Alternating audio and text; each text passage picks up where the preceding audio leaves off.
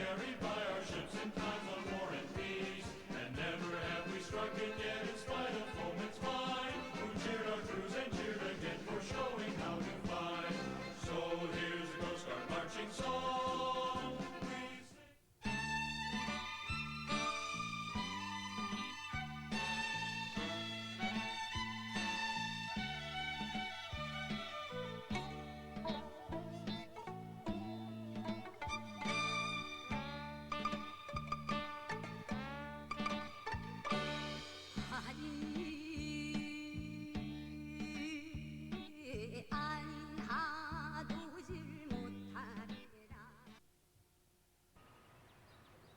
Well, good morning, everyone.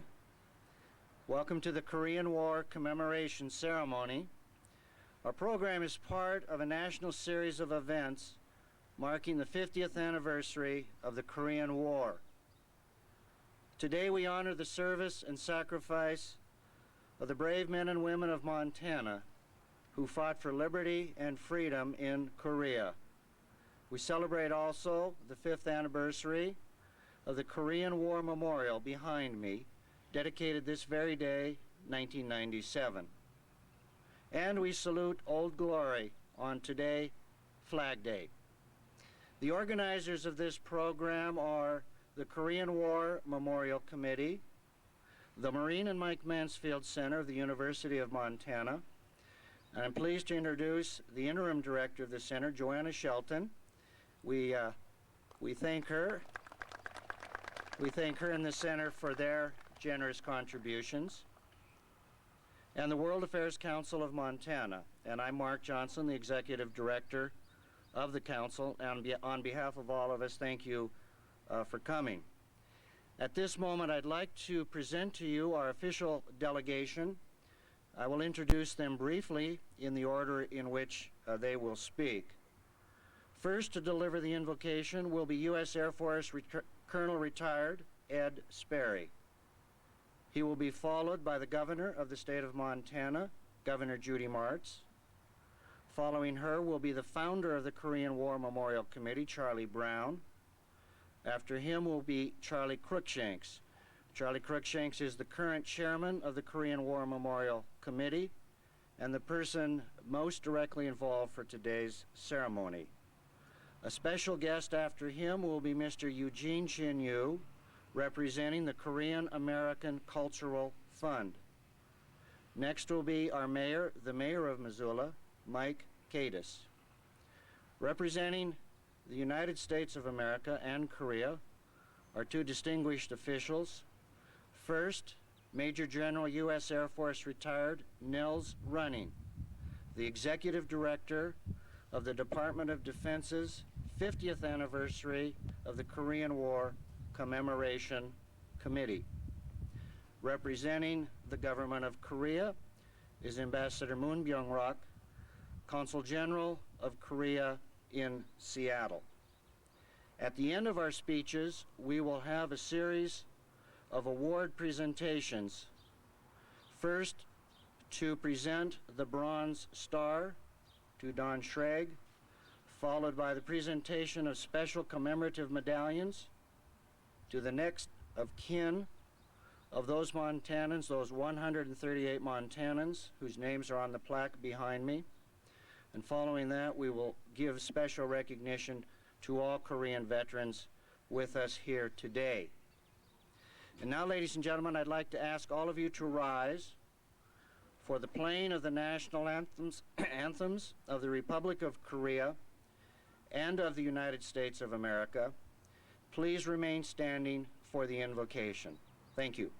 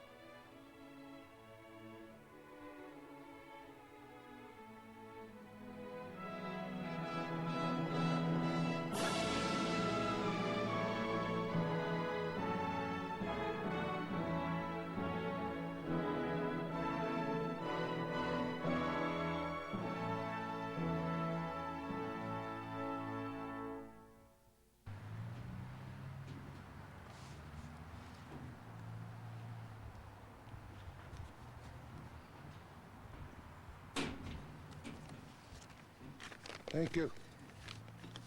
Please sit down for a moment.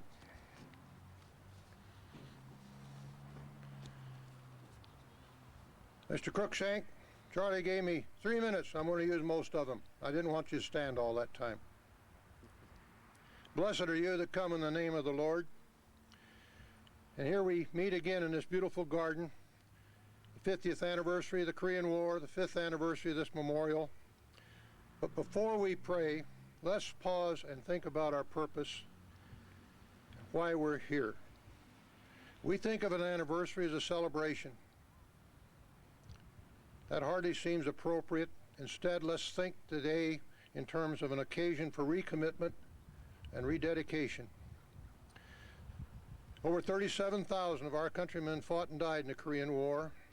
It turned out to be a major campaign and a 40-year war against communism, a doctrine responsible for over 100 million deaths in the past century.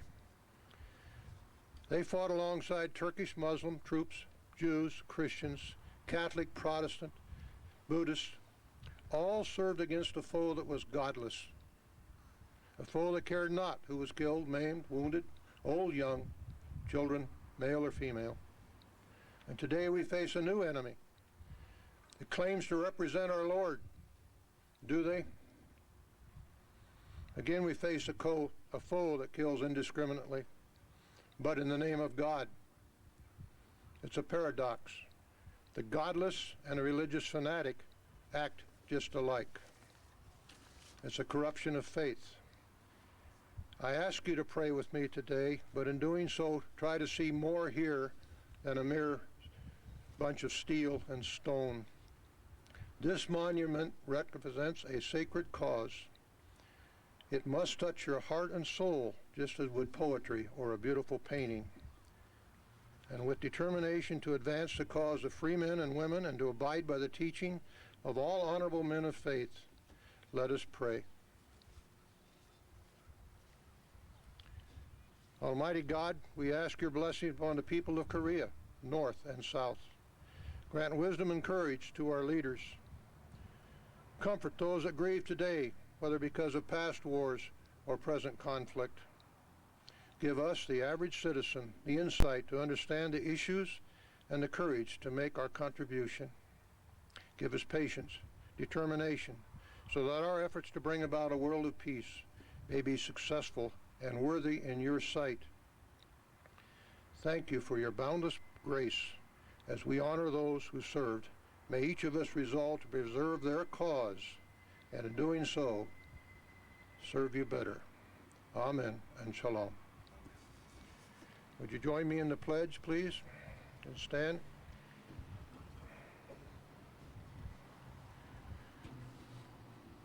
I pledge allegiance To the flag of the United States of America and to the republic for which it stands, one nation under God, indivisible, with liberty and justice for all.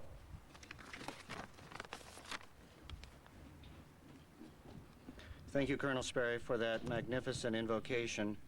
Before I present to you the governor, please have a seat, ladies and gentlemen. But before I present to you the governor, allow me to explain that her schedule is incredibly busy. She flew just moments ago from Helena, arrived here a few moments ago, and has an equally busy day ahead of her. So she will, of necessity, have to take her leave shortly following her remarks. Ladies and gentlemen, it's a great privilege and a high honor for me to introduce to you the governor of the state of Montana, Governor Judy Martz. Thank you.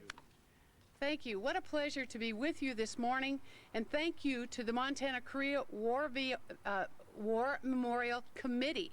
Thank you to the World Affairs Council of Montana, the Maureen and Mike Mansfield Center for hosting this wonderful event. And congratulations to each and every one of you on your 5th year dedication of the Korean War Memorial here in Missoula. Our commitment to God, our commitment to community and country, they are our nation's greatest strengths. They have enabled us to rise to past challenges, and they will make us able to face the challenges we confront today. My friend Colonel Sam Roberts met me when I came in, and one of my lifelong friends from Butte, George Grotzer, Sonny Grotzer, as I came in and I watched them in their uniforms, and I realized when the memories of friends of mine serving and being injured and what it meant to them to serve this country, I truly honor each and every one of you. And I hope that today's young men and women have the same feeling of commitment in their heart that you had for us so that we could stand here today.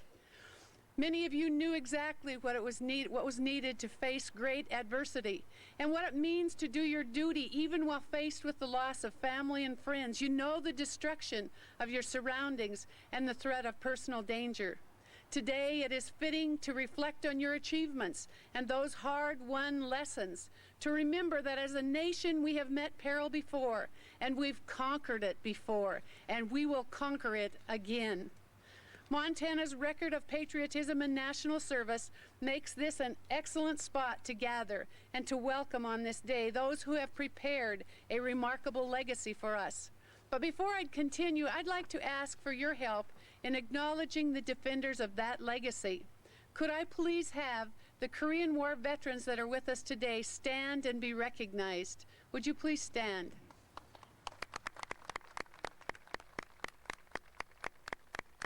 Would you just remain standing, please? And now, could I please have all veterans from all wars and conflicts please rise and join these Korean War veterans? Ladies and gentlemen, that's almost everybody here. Please join me in thanking these heroes that have represented all of us. Thank you. You may be seated. You know, I just want to say, you know, we who are on the outside of the military, and I'm not on the outside of that as acting governor, as I am the commander-in-chief of our Montana National Guard, and I tell you, I don't take that lightly. But when I say to you, you are our heroes, most people that are in the military, men and women alike, say to me, we are not heroes, that was our duty. But to us, you are heroes. From our nation's soldiers, we've learned the true qualities of heroes, and we've also learned that from them the importance of shared purpose, selfless dedication to duty, and strong sense of community. So we as Americans and Montanans are really discovering those lessons today. We can draw on that history that you've given us to help us preserve our national unity and the solidarity of our people and what we face with this terrorism on our own land. Hard times like these gather us together. They bring us once more again to the front of what's really important, and that's the freedom that we have as we stand here together today. The true, courageous, and incredible people that have gone before us and brought us to this place we are today. So, these hard times bring us together with huge triumphs, but they come at a cost. When we do sing the national anthem, and you sing the land of the free and the home of the brave, it cannot be the land of the free without the home of the brave. In the moments of struggle that we have had, we see our leaders, our friends, our neighbors, and even ourselves, the flame of heroism that so often goes unnoticed. This event is a review course in the lessons we should have learned over the past 60 years. It is also a moment to appropriately say thank you to some of those who taught us those great lessons. So to all of you veterans who are here today, those who couldn't be here today, I again extend my warmest welcome and my deepest gratitude on behalf of all Montanans. I thank you for your service and your courage, and I thank you for reminding us of the needs for heroes and those heroes that are around us. And I thank the ambassador for being here, the general for being here, all the distinguished guests that are here today to honor this wonderful day for veterans. And I will be leaving shortly to go honor some other heroes of our state and of our country, our firemen who will be gathering in Helena today. And so I say to you, congratulations, thank you, and God bless you, and God bless America. Thank you. Thank you. Wonderful. Thank you. Thank you so Thank much. you. Thank you.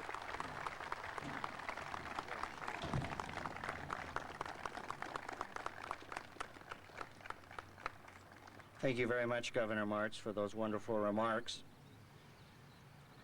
Next, it's my honor to introduce to you the founder, the godfather in a sense, of the Korean War Memorial Committee, a man who's been very active in the community of Missoula, Mr. Charlie Brown.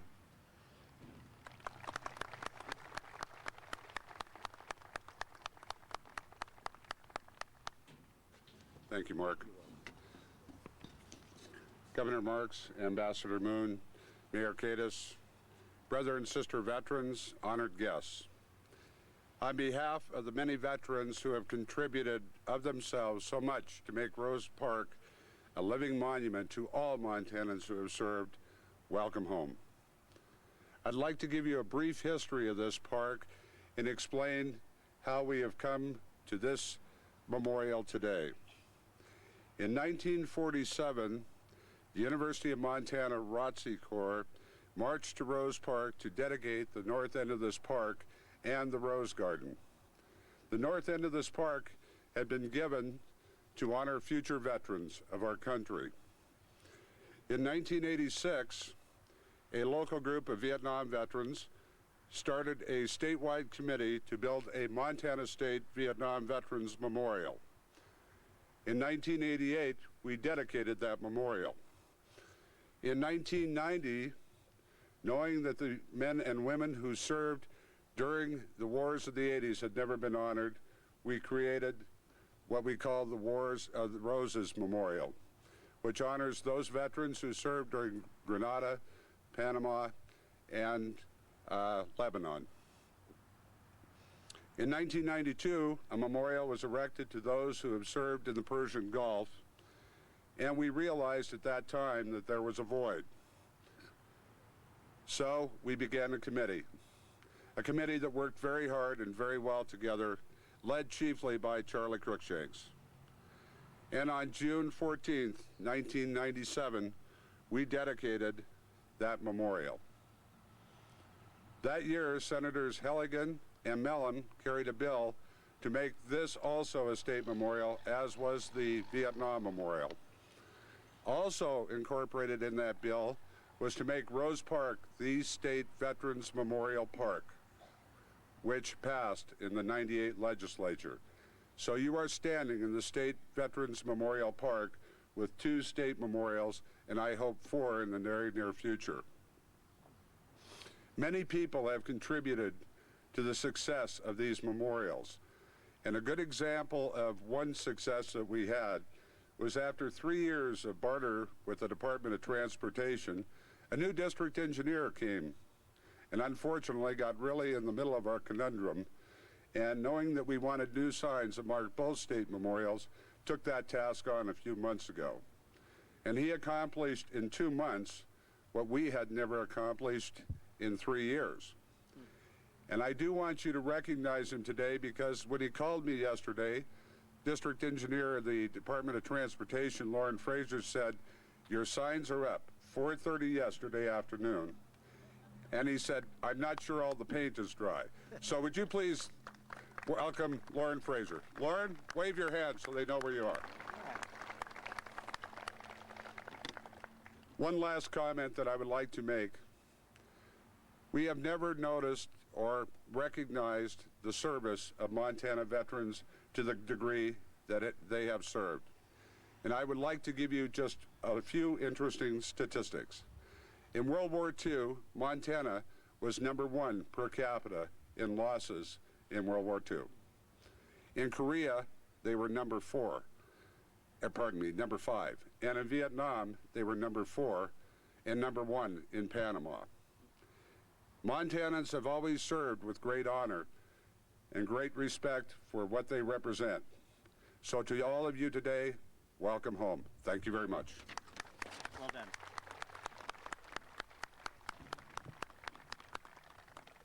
Thank you very much, Charlie. We call this part of the program the Two Charlies. Our next speaker is the current chairman of the Korean War Memorial Committee. He's really much more than that. He is the person who single-handedly, almost, organized this memorial event. And in checking my notes, I noticed that we had begun this process almost 2 years ago. Ladies and gentlemen, it's a great honor to introduce a friend, Charlie Cruikshanks.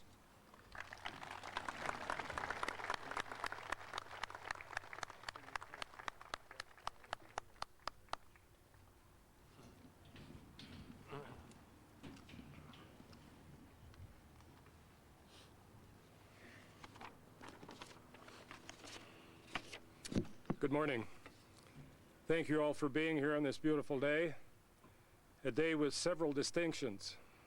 It's Flag Day, the United States Army's birthday, which we don't talk a lot about, and the 5th anniversary of this memorial. This memorial honors the service of over 20,000 Montanans who served, and in particular the 138 men who made the ultimate sacrifice in defending the principles of freedom in Korea 50 years ago. This memorial was made possible by the hard work, dedication, and financial support of many people and business entities throughout the state of Montana. There is no higher calling than service to country, and that's why this memorial was created, and that is why we are here today, to ensure that these men and the others who served and the sacrifices they made will never be forgotten. The Korean War Memorial Committee consisted of 18 members 5 years ago. Sadly, we lost one member, Jerry Mace, an Army combat veteran, shortly after the dedication in 1997. Right now, I'd like to have the remaining members of the committee stand and be recognized, please.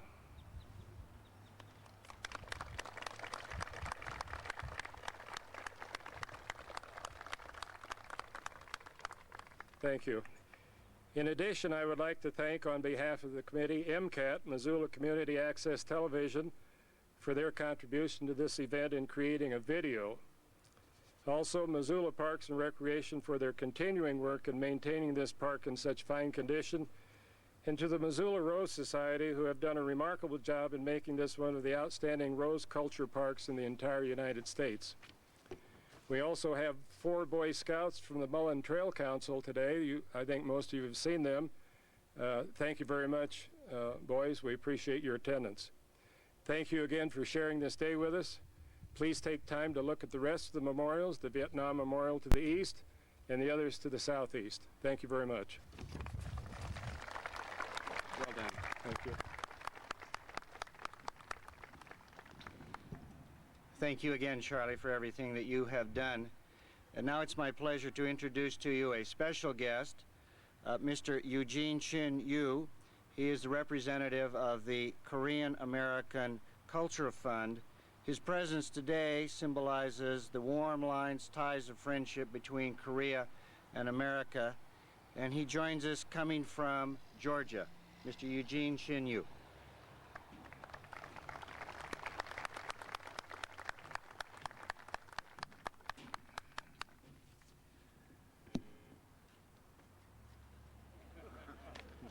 I can't even hardly see the front row. I should drink some more milk when my mom told me to drink. Good morning. Honorable Mayor of Missoula, Mike Katos, Ambassador Moon, General Runnings, Committee Founder Charlie Brown, also Committee Chairman of Charlie Cruikshank, distinguished and honored guests, ladies and gentlemen, it is with a pleasure and great pride that I stand before you this morning to honor the Korean War veteran who fought for the freedom we enjoy so much today. My name is Eugene Chin Yu, and I trust my belief, which I express to you in words this morning, are shared by all Korean Americans living across the United States today. As you know, this year is the second of the year of we are commemorating the 50th anniversary of the start of the Korean War. On the 25th of June 1950, early Sunday morning, when North Korean communist troops slammed into the South Korea, the American armed forces, along with the dear UN allies, responded by fighting alongside with the Korean armed forces in the air, on the ground, as well as the sea. These forces will make many, many sacrifices before the fighting was over. Expression of our recognition and gratitude of these American forces, along with our UN ally, is a long, long overdue. The young American men and women fought wounded, and died on Korean soil for Korea, and especially people that did not even know. Some of them didn't even know where the Korea was. They were fighting against the communists, protecting democracy and human rights. Most important thing, their nation asked them to do so. Many soldiers did not return to the dear loved one they left behind. And those who did not return home were never able to enjoy the bounty of peace and freedom in the nation they had so honorably served. In my thought, I'm reminded of a man like you in your late teens and early 20s, and the lessons on death, fate, fatality, and pure high-risk adventure that were never to be matched in your other experiences of life. Sometimes special thanks is difficult to express, but this should not stop us in our effort to express our feeling for the many who gave their life, the many who were wounded, and many who survived the war. And we shall not forget the prisoner of war who endured so much torment and suffering. And to this day, the missing in action who are still unaccounted for. Now, once again, Korean War veteran, family, and spouses, it is time for we, Korean American, who become American citizens, to express from our heart our love to the people who made it possible for us to be here in America. We enjoy the freedom this American flag has brought to we Korean and to so many others of our generation. We as a Korean American clearly understand now what the red stripes in the American flag symbolizes. The bloodshed not only in Korea, but all the war fought since the beginning of this United States of America for freedom around the world. While both my wife and I are born Korea, South Korea. My two children, Jody and Eric, were born here in USA, better known Augusta, Georgia. You ever heard that?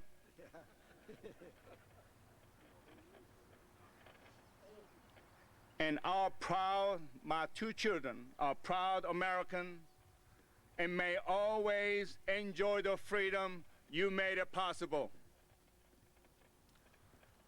Also, I want to tell you one thing.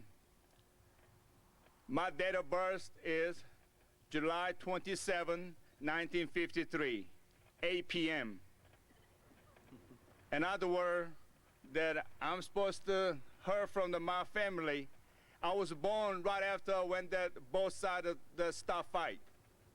So they always call me, I'm the peaceable boy. However, without you guys, I won't be here this morning. Therefore, I thank you very much.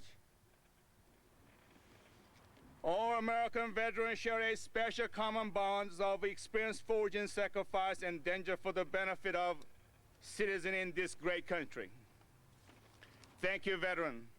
I am proud to be part of what being American stands for. The strength of our country foundation was built brick by brick. It started at Valley Forge and continued through modern technology of warfare in Desert Storm and current situation of a terrorist act in New York, our war in Afghanistan, and we will work to stop this act. Now, let me talk about the hero. As I said earlier, you are my hero. And the hero, from the rank from the private to the corporals, the sergeants, and the seamen, and airmen, lieutenants and captains, the majors and colonels in general. There's so many heroes. There's one general known by all Korean. He's a Korean war hero. I'm sure all you guys may agree with me. His name is General Douglas MacArthur.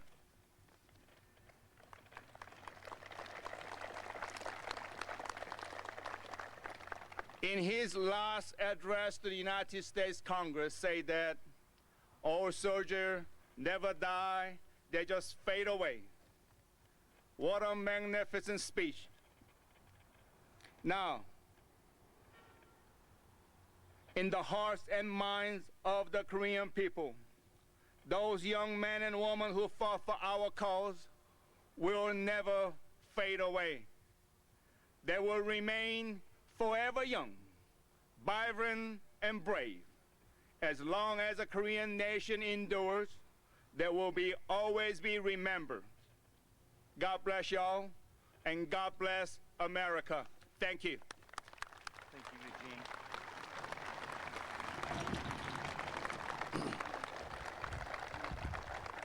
Thank you very much, Mr. Chinyu. I should mention that he and his wife, Joni, have graciously donated several very special medallions that we will present shortly.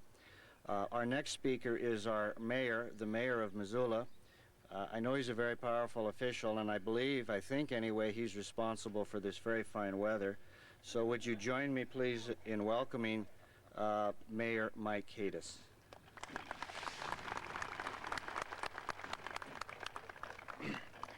You perhaps wondered why it rained so much last week. We all have to make trade-offs. I want to welcome all of you, and particularly I'd like to welcome our guests from Korea.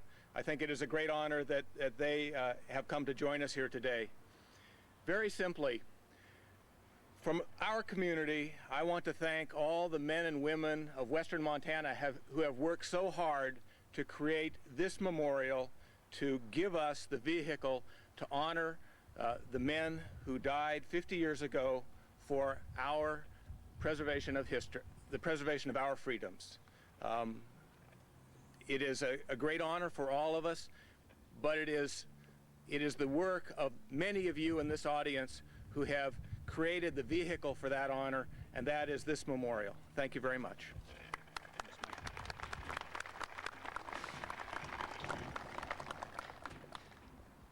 Thank you very much, Mr. Mayor. Representing the United States of America now, our next speaker, Brigadier General, U.S. Air Force Brigadier General, Major General, excuse me, Major General.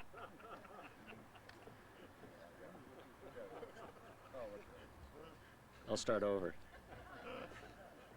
United States Air Force, Major General Nels Running from Frenchtown.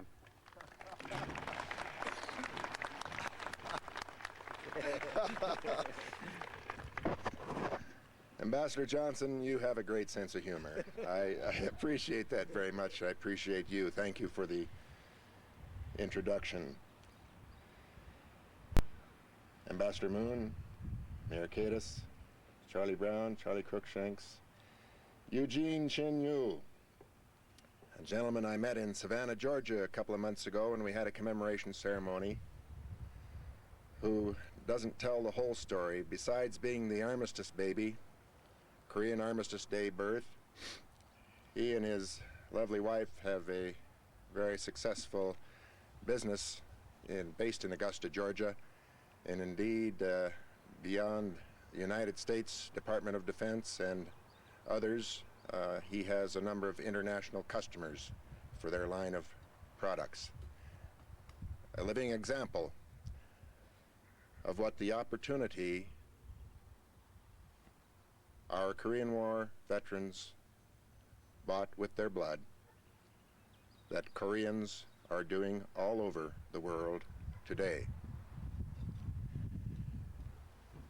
Ladies and gentlemen, fellow Montanans, I'm thrilled and honored to be here with you today. When I was called to Washington 2 years ago to take the helm of the 50th Anniversary Korean War Commemoration Committee, I went with a great deal of emotion. Having just returned to Montana 2 years prior to that, after my 37 years military service, I was not quite ready to go back to Washington, D.C. One tour of duty in Washington, D.C. is more than enough. Having had 3, I knew I'd had my fill. But the pleasure I've had in the 2 years hence is magnified by efforts like this, of the patriotic, devoted individuals here in western Montana, across the United States, and internationally, particularly among the 20 nations that joined Korea and the United States in that great battle 50 years ago. We Americans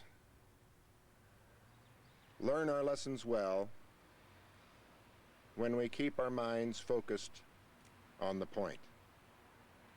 As a nation, we have not done well in learning the lessons from our armed conflicts, our wars. World War I was a terrible, terrible war. Prolonged battles, millions upon millions of deaths. And in the end, America was forced into the war and was the saving grace. Freedom was preserved and peace prevailed. And a few years after World War I, nations began to cooperate and indeed formed an international organization you will recall from your history lessons, the League of Nations, which was to preserve peace for all time. Enough of civilizations of war. Let us have a civilization of peace. You know too well that it failed. Yes, internationally it failed, but we too failed to learn a lesson. And on the heels of the armistice ending World War I came the great deflation of the armed forces of the United States, and we were left ill-prepared. Ill-prepared for what surely, upon the failure of the League of Nations, would come, and it was yet another devastating war. World War II, again, America unprepared, took some time to get involved. We were content within our own shores to live the peace we had fought so hard for in World War I. But it was not to be. Without the United States, the free world was falling and failing to the Axis powers. America entered that war, but it took every American devoted to the machine to build the arms, the weapons, and to provide the logistic support that would get our forces into that war and sustain them for that effort. We had not learned the lesson, but surely we would learn it now. Not so. With the peace that came in August 1945, it was a matter of weeks before the American military machine, over 100 divisions strong, thousands and thousands of aircraft, the largest navy ever the world would see, began to recede and were left again with the inability to sustain a major war effort. But there was hope, because out of World War II came the cooperation among nations that fostered the development of another international organization. This time we would get it right. The United Nations would be chartered and structured that no one could refuse to be a member of a peace-loving, peace-sharing organization. Our forces found the free world asleep. Indeed, even our Korean allies had less than 1/3 of their troops online that Sunday morning. Many of them had been in Seoul and other cities the evening before in celebration, enjoying the peace that had come. The United States had 4 divisions of its army on occupation duty in Japan. Many of those soldiers had fought in World War II, but many were new to the Army, new to the armed services, and in their days, weeks, months of duty, supervising administrative development, rebuilding of Japan, they had not fired the rifle down range, they had no tanks to maneuver, they had not prepared for war. But what could we do? For there was naked communist aggression bent on taking the freedom that had been fought for in World War II and was now to be denied. Quickly they joined, but the United Nations, responding to the call, took very quick action as well. Fortunately, the Soviet Union representative was boycotting the United Nations because the Soviets wanted the Communist Chinese to have the chair that was occupied by the Free Chinese.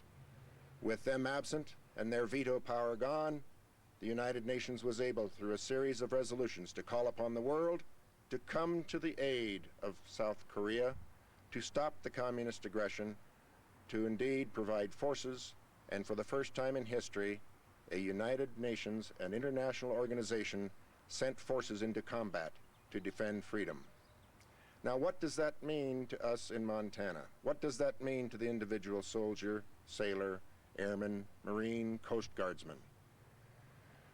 Nations cooperate internationally. The United Nations, a large building, diplomats of high stature gather, presidents, congressmen, department secretaries, all of these great leaders talk about calling upon the nation, call upon nations, join in the war effort. But the call comes to you, the individual, with the badge, with the ribbons, perhaps with the wounds of the last war. Calls upon you, that committee of your friends who identify you as eligible and ready. Say, please come serve. Serve this flag. Serve this flag which has served this nation so well. And you respond. You don't think that this is not for me. You don't run off across the border to enjoy your own freedom in another land. Indeed, you respond. You gather in the ports, the aerodromes, and you move to Korea. And you get there, and in the early stages, you find yourself very poorly equipped, and you find yourself with others who know not what they are doing there in that land halfway around the world. And who are these people? The people you've never met, perhaps not even heard of. But you fight. For some reason, you fight. Because deep within the soul, Americans do appreciate freedom. Americans do not take advantage of all our forefathers fought for and preserved. Americans do understand. And our allies not infrequently ask the question, why? How is it that America would do that? It's the love of that flag. It's the love of the freedom. It's the knowledge that if we don't do it, no one will. That war, that bloody Korean War, saw 1.8 million of our American service members in service in combat.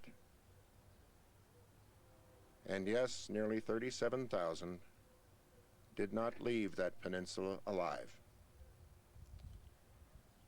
Our 138 Montanans, with their names chiseled in that granite, are forever remembered. But also remembered are those of you who did come back, those with the wounds, the Purple Hearts, the badges of suffering, and the psychological wounds, because no one can remain unmarked by the awful suffering and death you experienced and saw. Montana has responded. I appreciate Charlie's remembrance for us of the facts. Montana is home.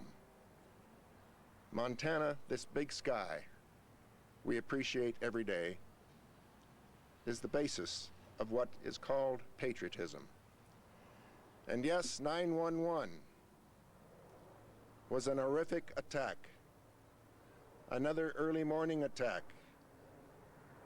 It seems all too often. And it found us unprepared. Or we had a fairly strong military. Readiness is pretty good.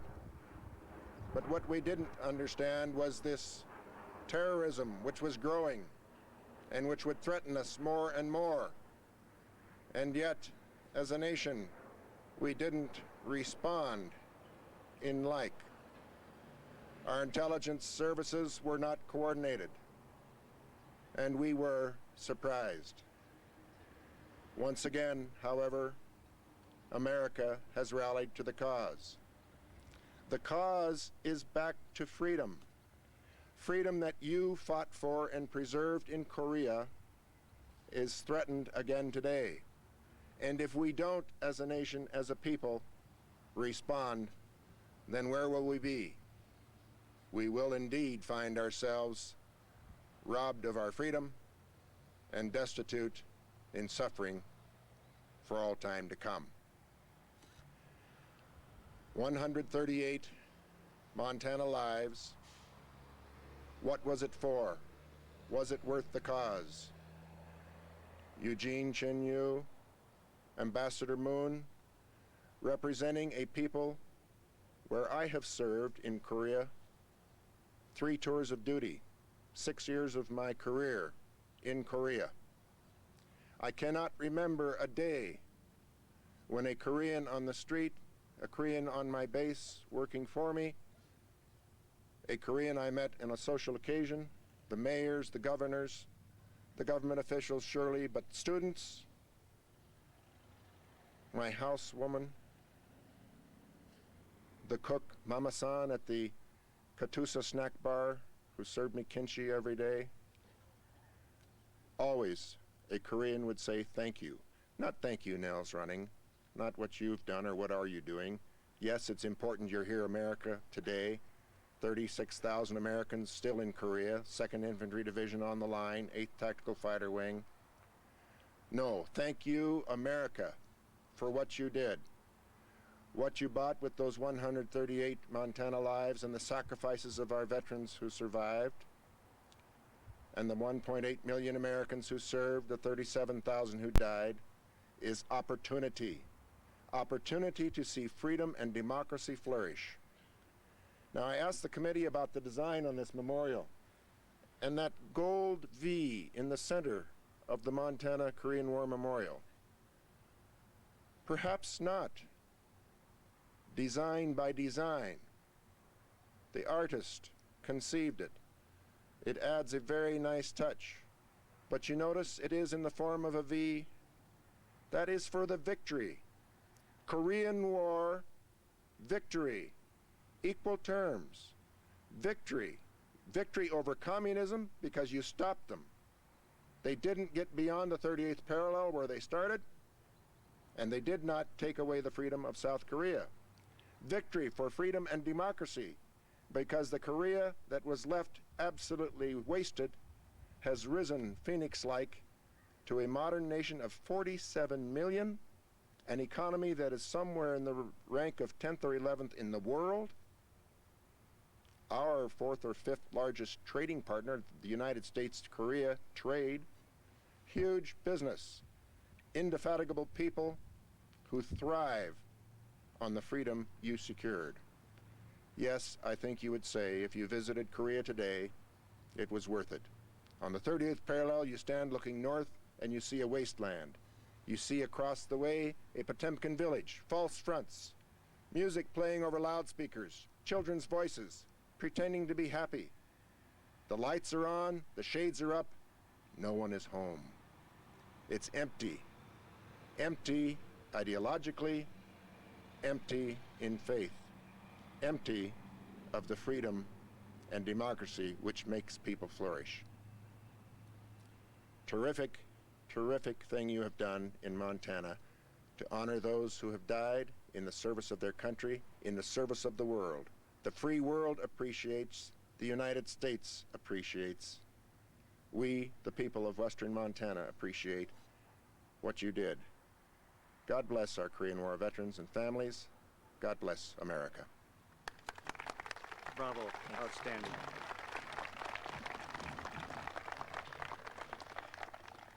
We thank General Running for those stirring remarks, and we also thank General Running for his continued service to our country. Now, ladies and gentlemen, it's my pleasure and honor to introduce to you the representative of the Korean government, Ambassador Moon Byung-rok. Ambassador Moon is one of Korea's most distinguished diplomats. He is currently serving as the Consul General for the Northwest in Seattle. Please join me in welcoming to Montana Ambassador Moon.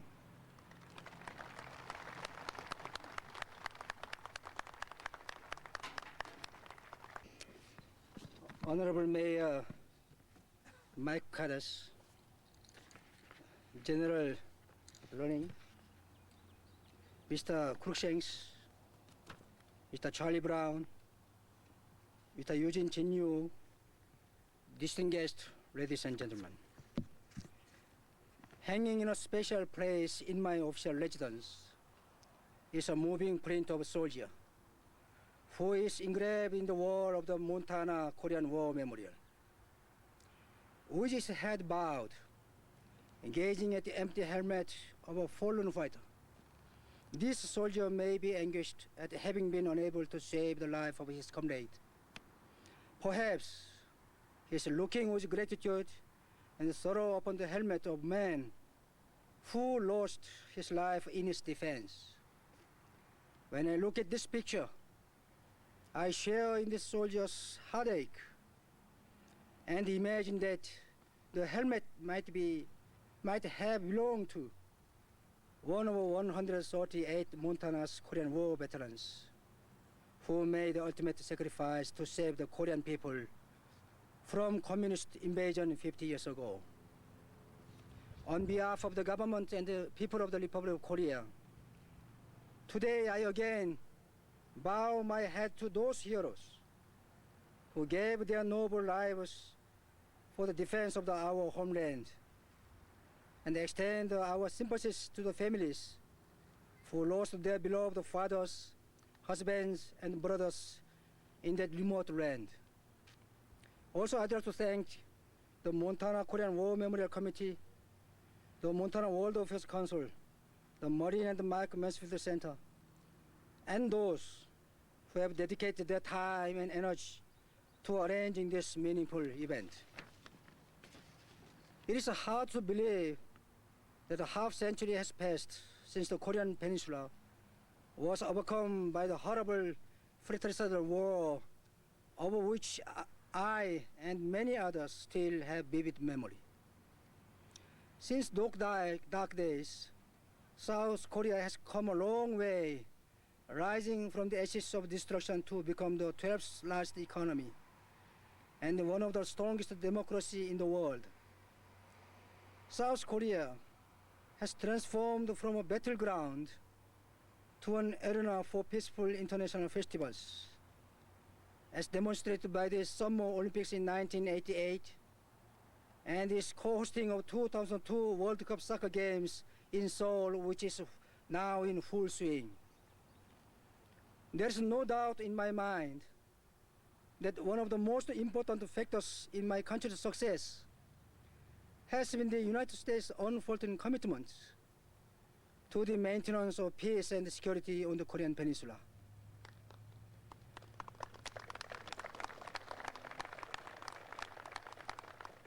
In fact, our partnership is even evident in our soccer games, as Korea and the US games last week ended in 1-1 tie.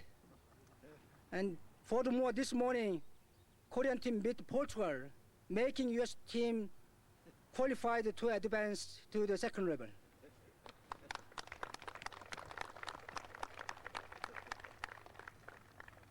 Known as the Forgotten War, the Korean War has become a distant memory for many Americans.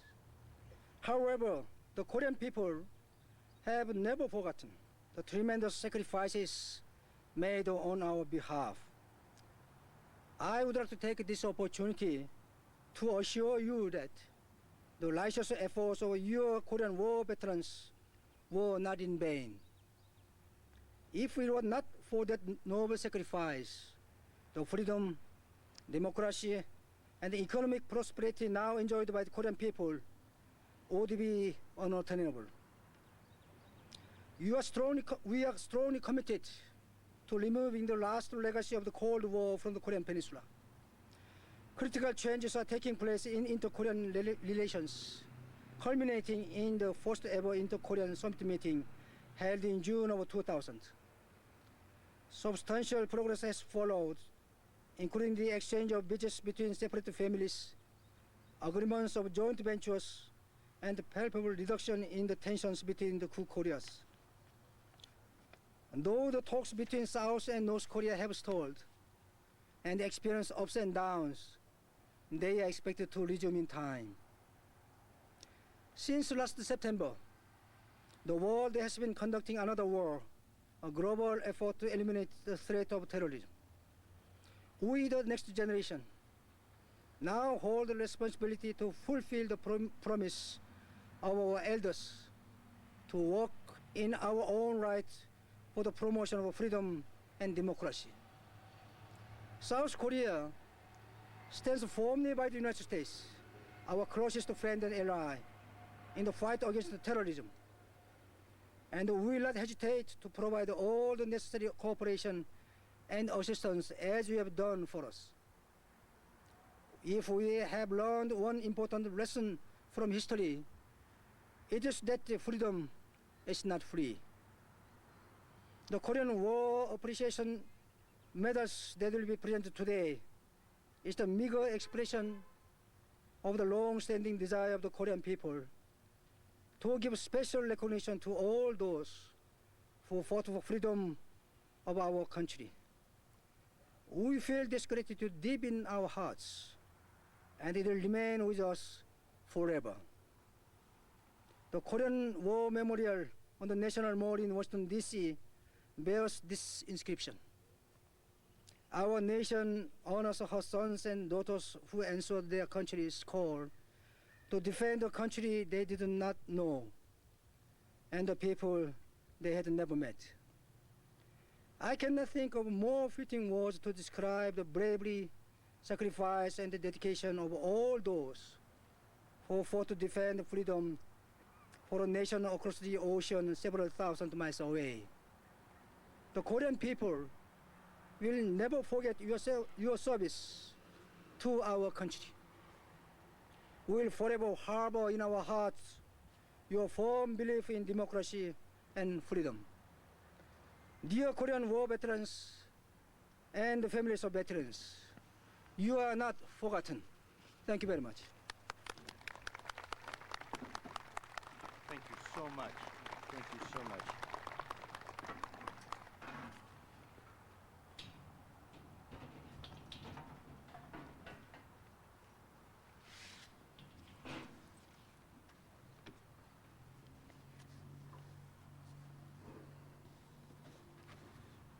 Thank you, Ambassador Moon, for those words that we are deeply grateful for. And again, we appreciate your coming to Missoula. 2 years ago, Ambassador Moon was here and we couldn't see out past the trees because of the fires. So I'm glad he's had a chance to see some of the beauty of Montana. And now, ladies and gentlemen, we're going to proceed to the award of several medals and commemorative medallions. First, we will have General Running and Ambassador Moon present the Bronze Star Award, one of our country's highest military decorations, to Mr. Donald A. Schrag. May I ask Donald Schrag to come forward and present himself for the awarding of the medal. Ladies and gentlemen, this nomination was made in 1953. For reasons that none of us can quite explain, the paperwork, whatever, was lost. Nevertheless, we have not forgotten. Allow me to read the nomination for the Bronze Star Medal to Donald A. Schrag, then Private First Class, United States Army. The United States of America has awarded the Bronze Star Medal to Donald A. Schrag, then Private First Class United States Army, for meritorious achievement while serving with Headquarters and Headquarters Detachment 303rd Communication Reconnaissance Battalion in the Republic of Korea in July 1953. Intelligence information suggested a major assault was planned by the enemy to hit an Allied brigade sector, and the Allied commander needed to confirm the legitimacy of the information. Private Schrag volunteered to get the intelligence documentation from the forwardmost outpost, which was under heavy shelling and intense small arms fire. His successful delivery of the documentation enabled the Allied to fight a decisive battle and repel the assault. Private Schrag's loyalty, diligence, and devotion to duty were in keeping with the highest traditions of military service and reflect great credit on himself, the 303rd Communication Reconnaissance Battalion, and United States Army. Signed 11 March 2002, Thomas E. White, Secretary of the Army.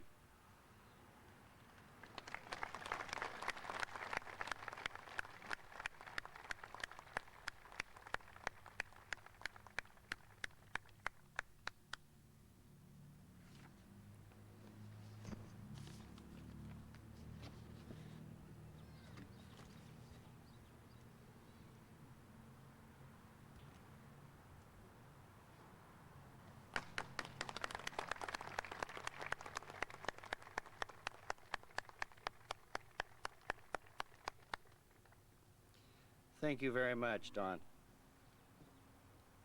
And now, ladies and gentlemen, General Running and Ambassador Moon will present special Korean medallions to the next of kin of the 138 brave Montanans who gave their lives in Korea. Would all the next of kin please come forward?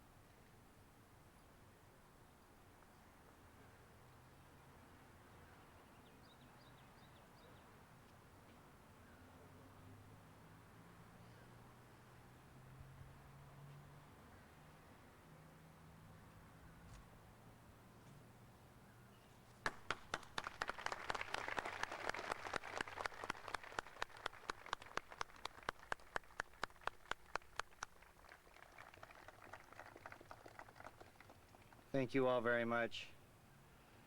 And though your loved ones are gone, they are not, nor will they ever be forgotten. And their service is deeply appreciated. And now it's my honor to call forward all Korean War veterans here present for the award of special commemorative medallions by General Running Ambassador Moon and Eugene Shin Yu. Please come forward.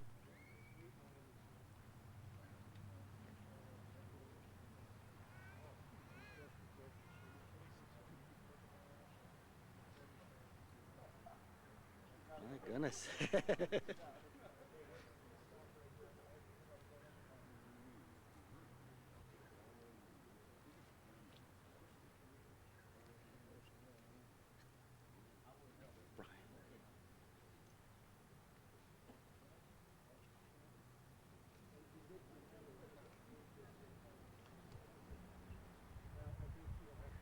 Brian?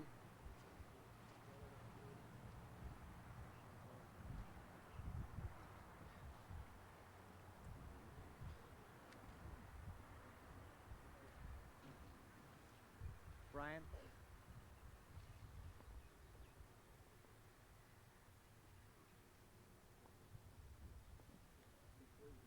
Go over here and help Charlie with the metal, get the medallion, make it more smooth.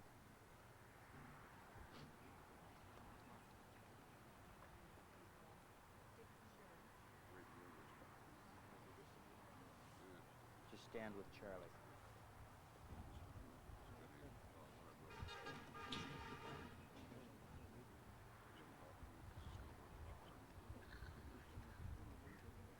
Yeah, sure. Yeah. For all the family members who want photos, please feel free to come forward and take pictures.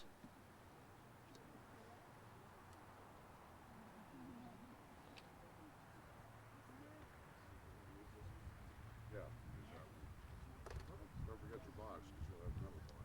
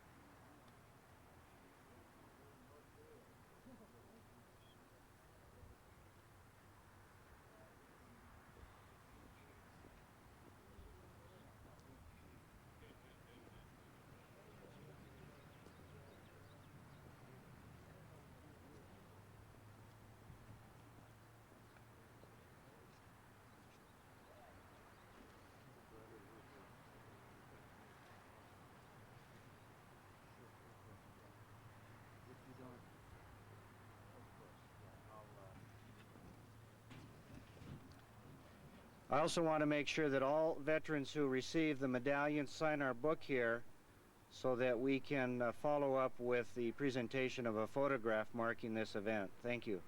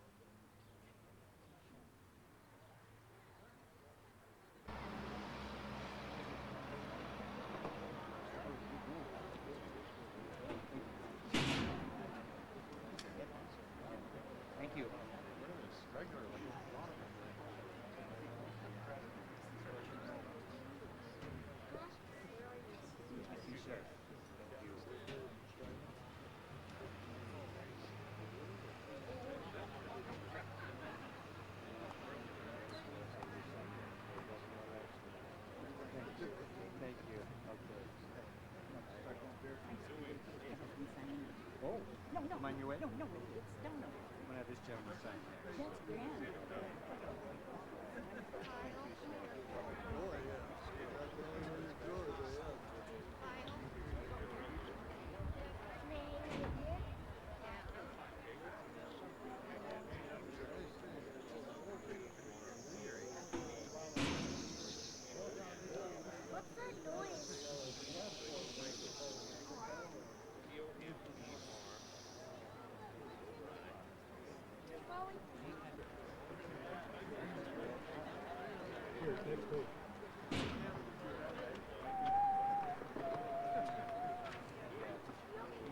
We got them all now?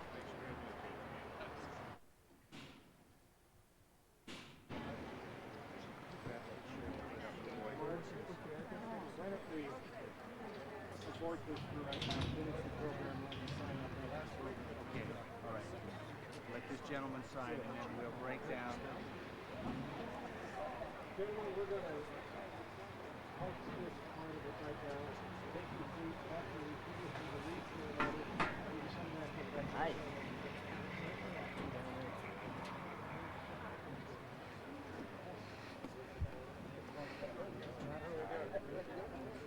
Ladies and gentlemen, we're going to continue now with our program.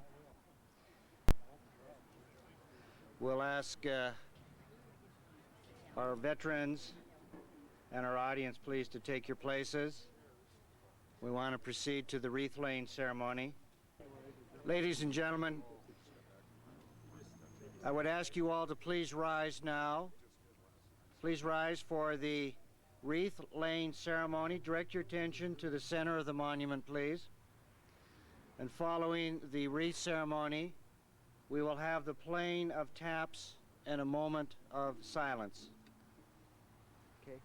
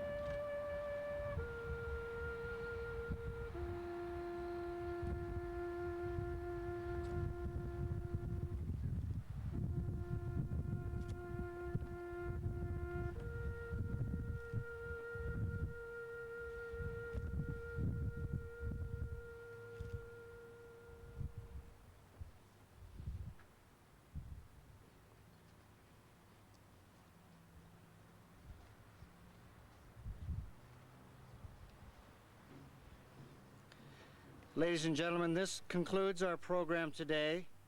Thank you all for joining us in honoring the memory of our heroes past and present. And we thank our official party for joining us as well. Thank you all very much.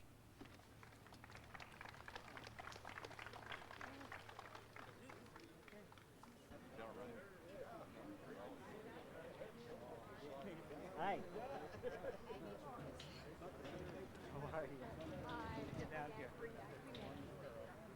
My goodness. Imagine Adrian.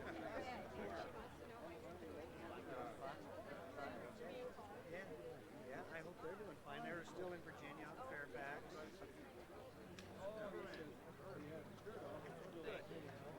Oh, great. I know that. Yeah. Yeah. Yes, give her a love. Everybody. Boys and